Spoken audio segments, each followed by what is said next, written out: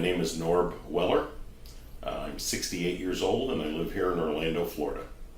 I originally was injured in Vietnam. I had a recurrent shoulder dislocation. It happened to me a couple times there.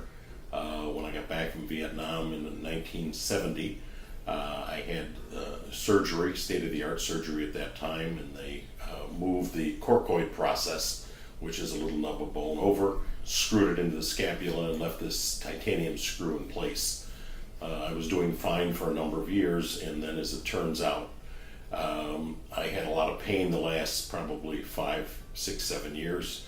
I had trouble sleeping, and then more recently, it was excruciating to the point where I couldn't lift my arm.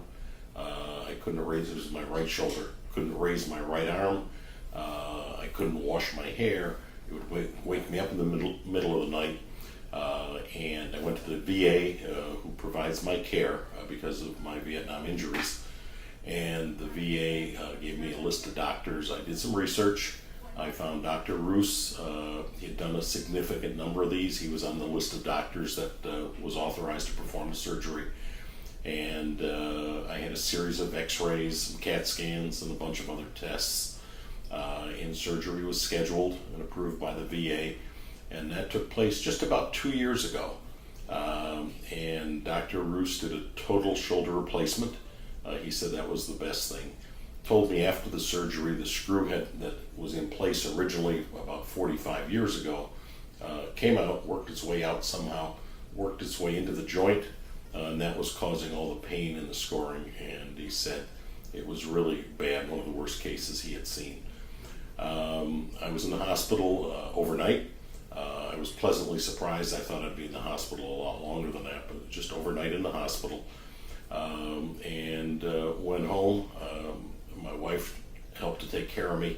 I started physical therapy. I don't remember when. It was a couple weeks later. I came back to Dr. Roos's office and they scheduled physical therapy.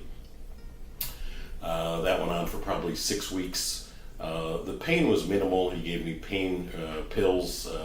It did take the edge off, but it wasn't all that bad. I was in a sling virtually the whole 6 weeks or so.